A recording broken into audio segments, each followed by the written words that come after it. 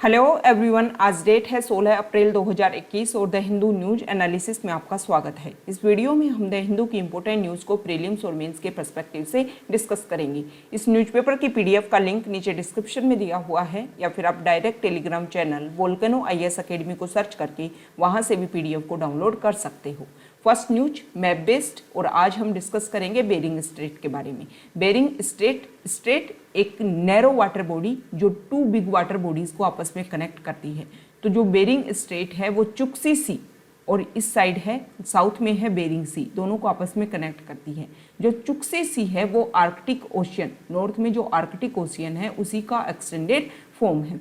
इसके अलावा जो स्ट्रेट है टू वाटर बॉडीज को तो कनेक्ट करती है, तो वाटर बॉडीज किनको कनेक्ट करती है हमने देख लिया, और दो लैंड फॉर्म्स को एक दूसरे से दूर करती है। तो जो रशिया की तरफ है चुक्सी पेनिनसुला और यूएसए की तरफ, यूएसए का ये अलास्का स्टेट है और अलास्का की तरफ है सीवर्ड पेनिनसुला। पेनिनसुला क्या होता है, एक जियोग्राफिकल लैंडफॉर्म होती है जिसमें जो लैंड होती है वो चारों तरफ से पानी से घिरी होती है और उसका एक एक्सटेंडेड वर्जन, मतलब एक तरीके से एक जो उसका पार्ट है वो मेन लैंड से कनेक्टेड होता है। तो ये पेनिनसुला है, सीवर्ड पेनिनसुला, चुक्सी पेनिनसुला। देखो इन पेनिनसुला से रिलेटेड भी क्वेश्चन पूछ ले जाते हैं और हमें पता होना चाहिए कि जो बेरिंग स्ट्रेट है वो चुक्सी सी और बेरिंग सी, डायरेक्ट आर्कटिक ओशियन ना दे करके चुक्सी सी भी ऑप्शन में दे सकते हैं, तो आपको ये भी पता होना चाहिए।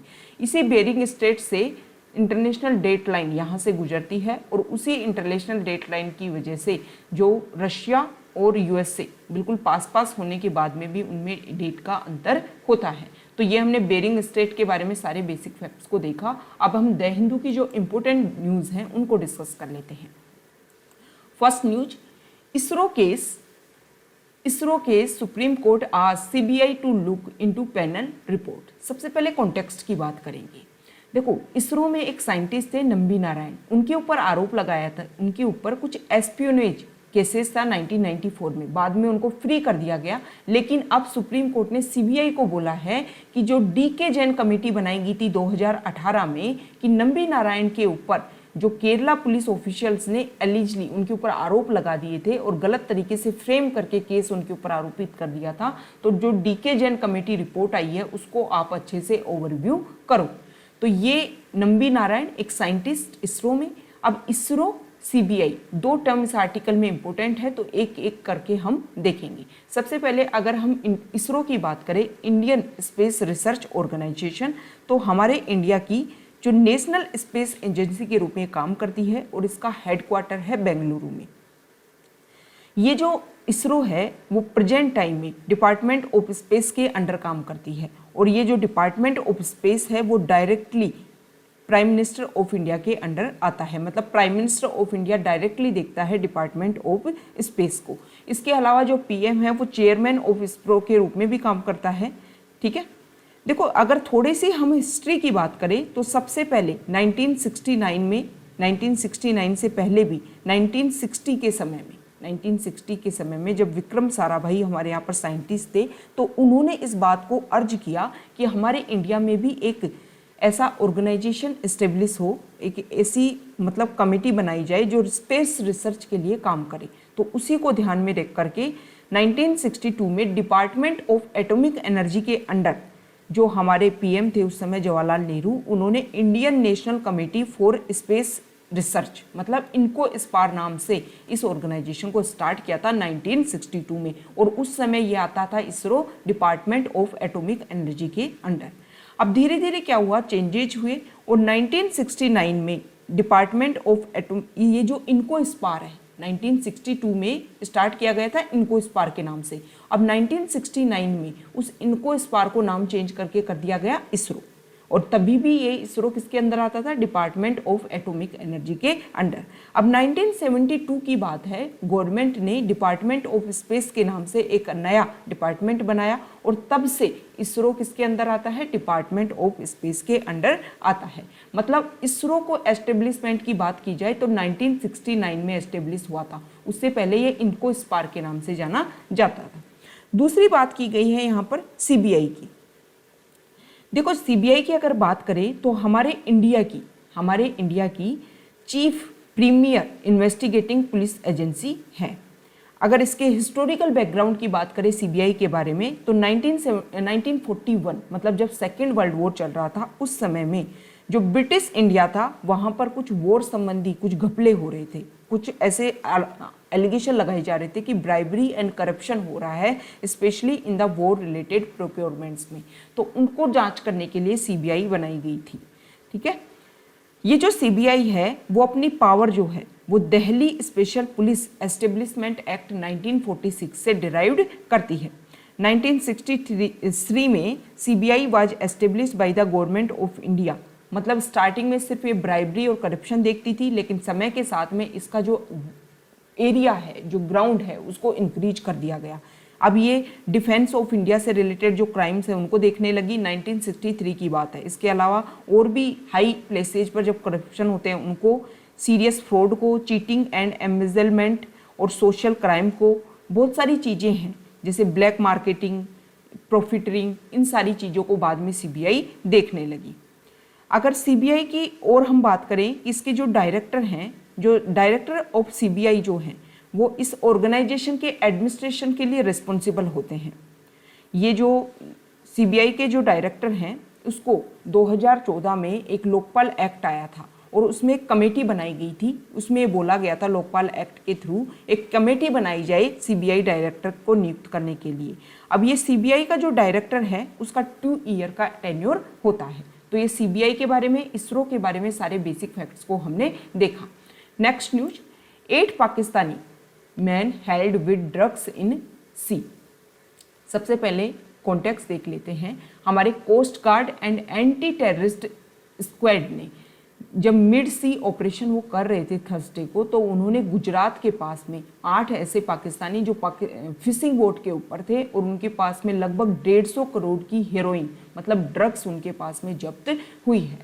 अगर हम कोस्ट गार्ड की बात करें तो इंडियन कोस्ट गार्ड, इसको 1978 में एस्टेब्लिश किया गया था और ये मिनिस्ट्री ऑफ डिफेंस के अंडर आता है। न्यू दिल्ली में इसका हेडक्वार्टर है और इसका मेन काम ये है कि जो टेरिटोरियल वाटर ऑफ इंडिया है, जिसमें कंटीजियस जोन और एक्सक्लूसिव इकोनॉमिक जोन, मतलब दोनों को मिला करके ये वाला एरिया उनकी सेफगार्ड के लिए काम करता है इंडियन कोस्ट गार्ड। अब थोड़ा सा इस आर्टिकल में एक लाइन बोली गई है कि international maritime boundary line, Arabian sea में जो इंटरनेशनल मैरीटाइम बाउंड्री लाइन, वहाँ पर इस बोट को पकड़ा गया है। तो सबसे पहले इस लाइन को समझने के लिए आपको UNCLOS को समझना होगा। UNCLOS मतलब United Nation Convention on the Law of the Sea. देखो सी वैसे तो खुले हैं, समुद्र जो हैं खुले हैं, कोई भी यूज कर सकता है समुद्र का, लेकिन इस लॉ के तहत कुछ लाइंस फिक्स की गई। ऐसे नहीं है बाउंड्री बना दी गई, सिर्फ दूरियां फिक्स की गई और उन दूरियों के आधार पर कुछ एरिया फिक्स की गई जो मतलब जैसे 12 नॉटिकल माइल्स का जो एरिया है वो किसी कंट्री के अंदर आता है, उसके ऊपर किसी और देश का अधिकार नहीं होता है। फिर जैसे 200 नॉटिकल माइल तक EEZ वाला एरिया आता है, उसके ऊपर किसी देश का अधिकार तो होता है, लेकिन वॉरशिप वाली चीज़ें हैं जिसमें आपके वेपन्स हैं, वो वाले शिप उसमें नहीं आ सकते। अभी US का जो 7th फ्लीट का बेड़ा, 7th फ्लीट जो है उसका जो वो हमारे इंडिया में लक्षद्वीप के पास से 130 नॉटिकल माइल्स के पास से गुजरे हैं। उसी को लेकर के काफ़ी बड़ा कंसर्न हो गया था, क्योंकि US की नेवी ने स्टेटमेंट दिया था कि हमने जो इंडिया का EEZ है, जिसको इंडिया डिक्लेयर करता है कि ये मेरा एक्सक्लूसिव इकोनॉमिक जोन है, उसके अंदर से हमारा 7th फ्लीट गया था। तो देखो UNCLOS 1982 में ये ट्रीटी आई थी, जिसको law of the sea treaty के नाम से भी जाना जाता है, मतलब समुद्र के ऊपर कोई संधि। ये 1994 में फोर्स में आ गई थी और इंडिया ने इसको 1995 में इसको रेटिफाई किया था। US ने आज तक इसको रेटिफाई नहीं किया है। तो UNCLOS इसके तहत क्या क्या डिसाइड किया गया था वो हम डिस्कस कर लेते हैं।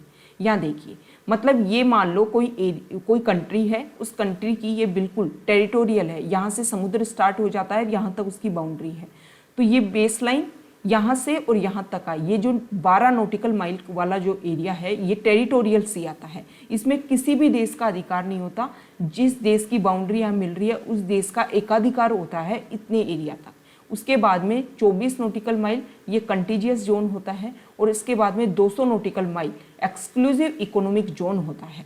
यहाँ से और यहाँ तक की अगर बात कर जाए नोटिकल माइल क्या होता है, सबसे पहले तो आपको पता होना चाहिए। नोटिकल माइल एक मेजरमेंट की यूनिट है जिसका यूज एयर, मैरीन और स्पेस नेविगेशन के लिए किया जाता है, ताकि जो इसके अलावा जो टेरिटोरियल वाटर्स है उसकी डेफिनेशन के लिए भी नोटिकल माइल को यूज किया जाता है। एक नोटिकल माइल में 1852 मीटर होते हैं या फिर 1.852 किलोमीटर होते हैं। तो ये हमने देखा इस वाले एरिया के आसपास वो जो फिशिंग वेसल है वो मिली है और यहाँ से हमारे इंडियन कोस्ट गार्ड ने उसको गिरफ्तार कर लिया है उन लोगों ने, और उनके पास में 150 करोड़ तक की लगभग हेरोइन मिली है। तो ये हमने UNCLOS, जिसको सी ऑफ ट्रीटी के नाम से जाना जाता है, उसके बारे में डिस्कस किया, EEZ के बारे में डिस्कस किया और नॉटिकल माइल के बारे में अच्छे से डिस्कस किया। नेक्स्ट न्यूज यहाँ देखिए, सेंटर टू पुश जजेज अपॉइंटमेंट्स। सुप्रीम कोर्ट ने एक बात बोली है कि गवर्नमेंट को बहुत दिनों से रिकमेंडेशन दे रखी थी कि हाई कोर्ट में जो वैकेंसीज हैं उनको फिल किया जाए, और कई ऐसी जो कॉलेजियम सिस्टम है उसके थ्रू कई ऐसी कई लोगों के नाम ऐसे सजेस्ट कर रखे हैं जिनको लगभग 1 साल हो गया, उसके ऊपर गवर्नमेंट ने अभी तक कोई निर्णय ही नहीं लिया है।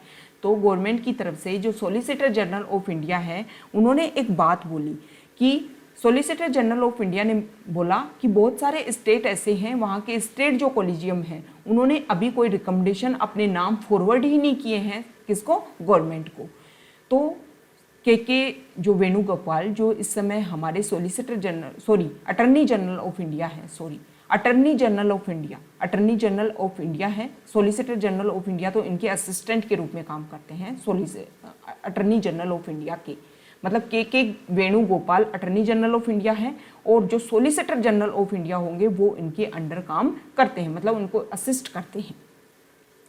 तो अटर्नी जनरल ऑफ इंडिया ने बोला कि जो स्टेट हैं उनको स्टेट का हाई कोर्ट का जो कॉलेजियम है उसको अपनी एक टाइमलाइन फिक्स करनी चाहिए, और टाइमलाइन के तहत उनको गवर्नमेंट को रिकमेंडेशन भेजनी चाहिए। तो चीफ जस्टिस ऑफ इंडिया ने बोला कि जो गवर्नमेंट है, सेंट्रल गवर्नमेंट, उसको भी अपनी टाइमलाइन डिसाइड करनी चाहिए, 2 टाइमलाइन होनी चाहिए। कॉलेजियम अपना टाइम फिक्स करे कि इतने टाइम में उनको अपनी रिकमेंडेशन देनी है, और गवर्नमेंट भी अपना टाइम फिक्स करे कि इतने समय में वो जो भी रिकमेंडेशन आई है उसके ऊपर काम करेंगे। तो ये 2 टर्म इस आर्टिकल में है, एक तो है अटर्नी जनरल ऑफ इंडिया और दूसरा है कॉलेजियम सिस्टम। तो सबसे पहले अटर्नी जनरल ऑफ इंडिया की अगर हम बात करें तो आर्टिकल 76 में हमारे कॉन्स्टिट्यूशन में अटर्नी जनरल ऑफ इंडिया के बारे में बताया गया है, गवर्नमेंट का चीफ लीगल एडवाइजर के रूप में, और सुप्रीम कोर्ट ऑफ इंडिया का प्राइमरी लॉयर होता है। सीधी सी बात अगर हम करें तो गवर्नमेंट के एडवोकेट के रूप में काम करते हैं अटर्नी जनरल ऑफ इंडिया। इनकी जो अपॉइंटमेंट है वो प्रेसिडेंट ऑफ इंडिया करते हैं और यूनियन कैबिनेट की एडवाइस के ऊपर करते हैं, यूनियन कैबिनेट जो नाम सजेस्ट करती है उसी को अपॉइंट किया जाता है प्रेसिडेंट ऑफ इंडिया के द्वारा। जब प्रेसिडेंट का जो एक तरीके से ये जो अपनी पोस्ट को, अपनी ऑफिस को जो होल्ड करते हैं during the pleasure of president.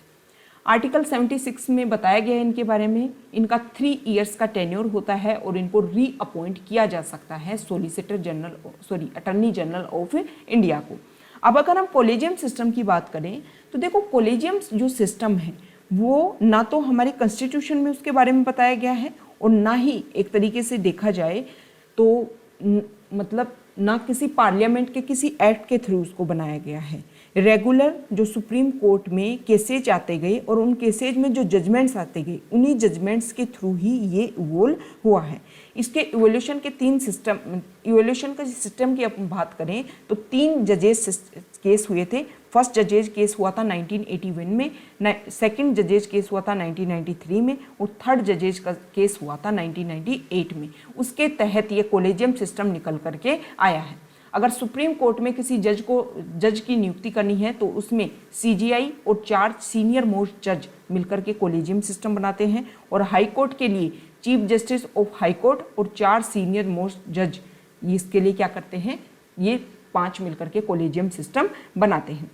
देखो, कॉलेजियम सिस्टम के तहत जो नाम सजेस्ट किया जाता है गवर्नमेंट को, और हाई कोर्ट की बात की जा रही है कि हाई कोर्ट कॉलेजियम ने कोई नाम सजेस्ट किया तो गवर्नमेंट से जाने से पहले वो जाएगा CGI के पास में और सुप्रीम कोर्ट कॉलेजियम के पास में, फिर जाएगा गवर्नमेंट के पास में।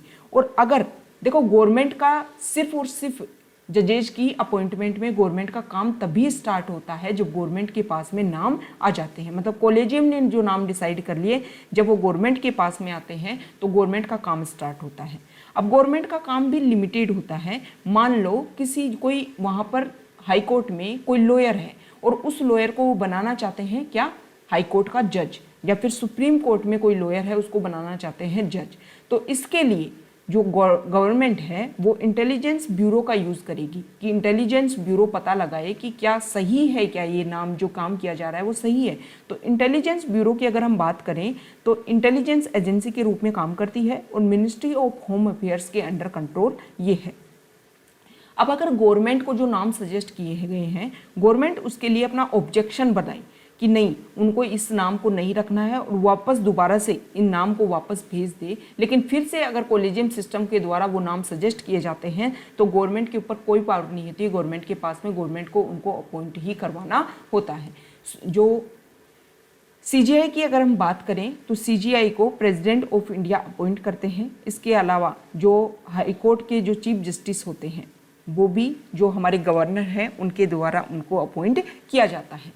तो ये हमने कॉलेजियम सिस्टम के बारे में सारे बेसिक फैक्ट्स को देखा। नेक्स्ट न्यूज यहाँ देखिए, India Australia must stand together Morrison. जो ऑस्ट्रेलिया के प्राइम मिनिस्टर स्कॉट मॉरिसन, उन्होंने जो रायसीना डायलॉग चल रही है, रायसीना डायलॉग जो ऑब्जर्वर रिसर्च फाउंडेशन और मिनिस्ट्री ऑफ एक्सटर्नल अफेयर्स दोनों मिलकर के ऑर्गेनाइज करवा रही हैं, उनमें उन्होंने वर्चुअली लोगों को संबोधित किया और उसमें ये बोला कि अगर इंडो पैसिफिक वाला रीजन ओपन रहता है, फ्री रहता है, तो ना सिर्फ ये इंडिविजुअल लेवल पर हम सबको इफेक्ट करेगा, हम सबके लिए प्रॉफिट काम करेगा, बल्कि कलेक्टिवली भी हम इसका काफ़ी यूज कर पाएंगे। उन्होंने चाइना के ऊपर डायरेक्टली उनका नाम लेते हुए नहीं बोला, लेकिन इनडायरेक्टली उन्होंने बोला कि बहुत सारे लोग इसमें घुसने का प्रयास कर रहे हैं, लेकिन इसको फ्री एंड ओपन रखने की आवश्यकता है। क्वाड ग्रुप से अभी जब मीटिंग हुई थी तब भी यही डिस्कशन किया गया था कि जो इंडो पैसिफिक वाला रीजन है उसको फ्री एंड फेयर रखा जाए। Next news, centre eases guidelines for OCI card holders. OCI के बारे में सबसे पहले तो आपको पता होना चाहिए, ओवरसीज सिटीजन ऑफ इंडिया, मतलब इंडियन सिटीजन जिनका एक तरीके से लिंक है हमारे इंडिया के साथ में और वो जो दूसरे विदेशों में रहते हैं। ये जो ओसीआई कार्ड होल्डर्स हैं, जब वो इंडिया में आते हैं तो जब भी उनको इंडिया में आते हैं तो उनको फ्रेश ओसीआई कार्ड के लिए अप्लाई करने की अब आवश्यकता नहीं होगी। सिर्फ जब वो 20 ईयर्स के, मान लो कोई बच्चा बाहर रहता है और जब वो इंडिया में विजिट करने के लिए आ रहे हैं तो 20 ईयर्स के अगर वो उन्होंने अपनी एज गेन कर ली है तो उस समय उनको एक बार तो ओसीआई कार्ड के लिए करना होगा, ताकि जो उनका फिजिक्स चेंज हो रहा है यूथ एज की वजह से वो उनमें आ सके। और जब वो 50 ईयर्स के हो जाएं तब उनको एक बार में चेंज करना होगा। तो ओसीआई कार्ड के लिए हर बार जब वो इंडिया की विजिट पर आए तो उनको अपने ओसीआई कार्ड को बार बार चेंज करने की आवश्यकता नहीं है। Next news, allow scribes to get vaccine editors guild। The editors guild of India, उन्होंने सेंटर से एक अर्ज किया है कि जो हमारे जर्नलिस्ट हैं उनको फ्रंट लाइन वर्कर्स डिक्लेयर कर दिया जाए, ताकि कोविड-19 की जो वैक्सीनेशन दी जा रही है उसमें उनको भी प्रायोरिटी दी जाए। उन्होंने ये बोला कि जो जर्नलिस्ट हैं उन्होंने कोविड-19 के दौरान एज ए एसेंशियल सर्विस के रूप में काम किया था। Next news, migrant workers are vulnerable again activist.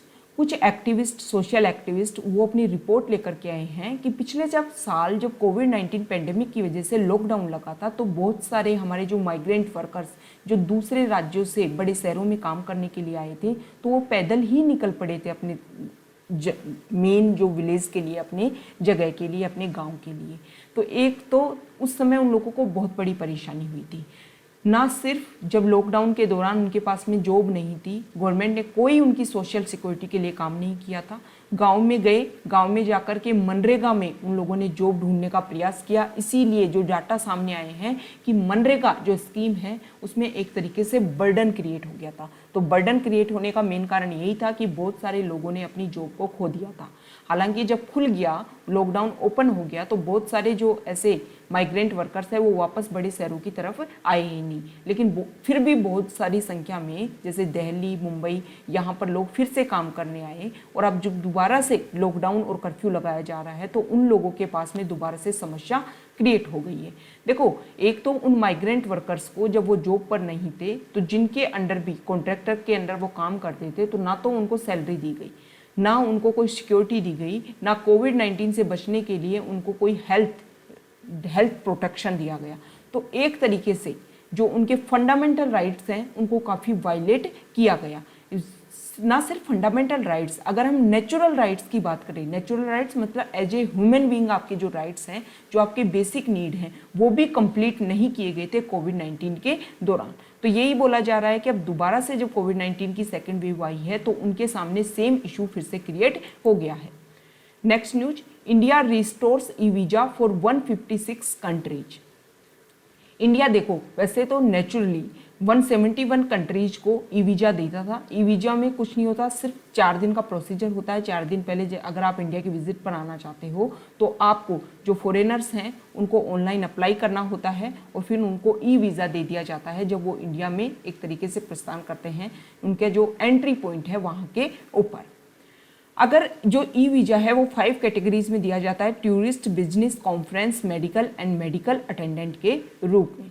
तो अब कुछ कंट्रीज़ को इसमें छोड़ दिया गया है, China, UK, Canada, Hong Kong, Indonesia, Iran, Malaysia, Saudi Arabia, और इसके अलावा और भी एक्सक्लूजन इन सबको किया गया है। मेनली तो कोविड-19 के जो केसेज जिन एरिया में ज़्यादा बढ़ रहे हैं उनको ये फैसिलिटी नहीं दी गई है। नेक्स्ट न्यूज यहाँ देखिए, फॉरेन पेज से न्यूज है। Sri Lanka opposition challenges bill on Chinese backed board city. Context क्या है, 2014 में जो यहाँ पर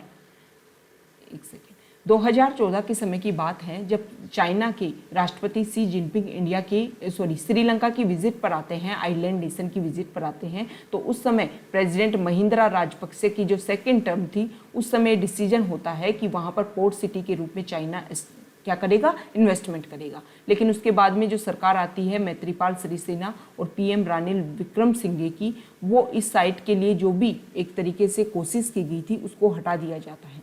लेकिन बाद में जब दोबारा से उनकी सरकार, राजपक्सा एडमिनिस्ट्रेशन की सरकार दोबारा से आती है तो जो उन्होंने क्या किया था, प्रॉमिस किया था, उसको रिवाइवल करने की बात आ जाती है। तो इसीलिए जो राजपक्सा गवर्नमेंट है उसने एक बात बोली है कि साउथ एशिया में एक लीडिंग बिजनेस, रिटेल, रेजिडेंशियल और टूरिस्ट डेस्टिनेशन के रूप में इस पोर्ट सिटी को डेवलप किया जाएगा। तो जो अपोजिशन पार्टी हैं वो श्रीलंका में विरोध कर रही हैं, क्योंकि उन्होंने बोला है कि जब इंडिया यहाँ पर इन्वेस्ट करने वाला था कोलंबो पोर्ट के पास में ईस्ट कंटेनर टर्मिनल, वो तब भी हमने विरोध किया था, क्योंकि हम चाहते हैं कि बाहरी जो लोग हैं वो आकर के यहाँ इन्वेस्टमेंट करके एक तरीके से इस आइलैंड नेशन के ऊपर अपना अधिकार ना जमाएं।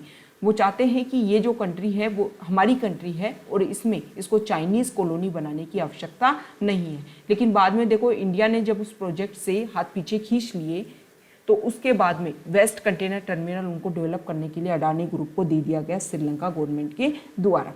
तो ये कुछ इशू हैं, स्पेशली उनकी जो सॉवरेनिटी है आइलैंड नेशन श्रीलंका की, उसके ऊपर कुछ इशू क्रिएट हो रहे हैं। US imposes new sanctions on Russia. Context, अभी रशिया के राष्ट्रपति और यूएस के राष्ट्रपति, उनके बीच में मीटिंग होती है, लेकिन उसके बाद में यूएस ने कुछ सैंक्शंस लगा दिए हैं। किसके ऊपर? रशिया के ऊपर। 10 डिप्लोमेट्स, इसके अलावा ट्रेडिंग से रिलेटेड 32 इंडिविजुअल्स को ब्लैकलिस्ट कर दिया गया है। कुछ ऐसी प्रॉब्लम की गई है कि यूएस के जो इलेक्शन हुए थे उनमें रशिया के द्वारा जो भी कोशिश की गई उन सब की वजह से ये सैंक्शंस लगाए गए हैं। तो रशिया ने भी रिवर्स में बोला है कि अगर इस तरीके के सैंक्शंस यूएस के द्वारा लगाए जाते हैं तो वो भी काउंटर एक तरीके से इस चीज़ को रिवर्स करेंगे। US climate envoy carry in first China visit. US के एक स्पेशल एनवॉय जो क्लाइमेट चेंज के लिए पहले इंडिया की विजिट पर आए थे और अब गए हैं चाइना की विजिट पर। उन्होंने एक बात बोली है, इस विजिट से एक बात सामने आती है कि ना सिर्फ वो क्लाइमेट चेंज के जो गोल है कि अभी देखो अप्रैल लास्ट में मीटिंग होने वाली है, वर्चुअल मीटिंग, जिसमें मिस्टर जो बाइडेन लगभग 40 कंट्रीज़ के जो हेड हैं उनको संबोधित करेंगे। उसमें बोला जाएगा कि जो हमारा टेम्परेचर अर्थ का इंक्रीज हो रहा है उसको 1.5 डिग्री सेल्सियस तक ही रोका जाए और या फिर उससे नीचे लाया जाए। तो क्लाइमेट चेंज पर तो बात होगी ही चाइना के साथ में, इसके अलावा नॉर्थ कोरिया, ईरान, ये जो इशू हैं इनके ऊपर भी डिस्कशन हो सकता है। तो ये हमारा डिस्कशन था। ओके।